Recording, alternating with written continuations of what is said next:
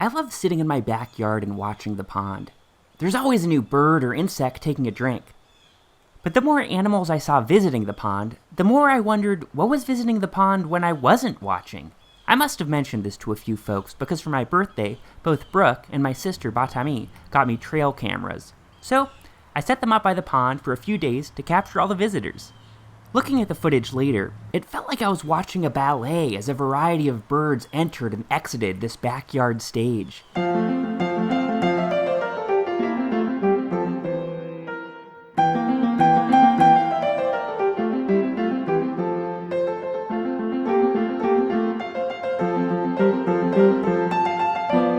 It's not quite Swan Lake, but maybe we can call it Sparrow Puddle?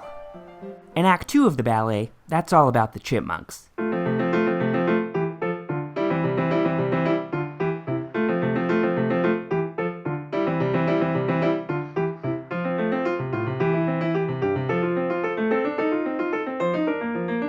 And there are brief appearances from dragonflies, and even a hummingbird. A dramatic, though brief, squirrel chase scene. And then there's Act 3 of the ballet, where a juvenile grackle and its parent negotiate the challenges of growing up.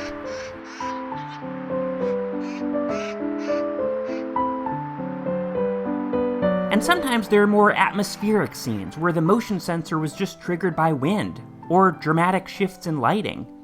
Over the weeks that I captured footage, I would notice that sometimes the pond plants would get knocked over, and a lot of the rocks around the edge of the pond would seem to shift.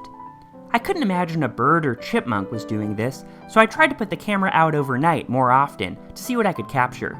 I spotted a little something with glowing eyes at 11 p.m. on the night of June 28th. A mouse or maybe a small rat cleaning its face. Gosh, that's cute. And then, on July 13th, I spotted a rabbit around 9 p.m. The rabbit visited again around 1 a.m., but in those 4 hours, something had changed. A plant was knocked over. Rocks had shifted. So I looked at a series of clips taken around midnight.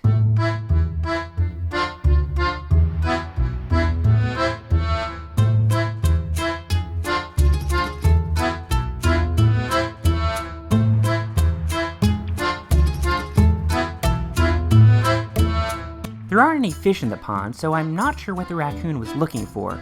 Maybe just a drink? But they spent about 6 minutes in the pond. At 12:03 a.m. on July 14th, the raccoon disappeared into the night. Watching this footage was thrilling. The action I'd witnessed at the pond during the couple daylight hours that I was watching was just the tip of the iceberg. When I dug this pond 15 months ago, I couldn't imagine all the creatures that would come by for a visit. It felt like I had built a Cheers or Central Perk or Monk's Cafe right in my backyard. At one point, this area of Pittsburgh was full of little ponds and streams. Now it's mostly houses and lawns, but apparently, if you dig it, they will find it. You know, even the wildlife captured in this footage is just the beginning, because this camera can't capture the hoverflies or small bees or wasps or tardigrades that might also be hanging out in the pond.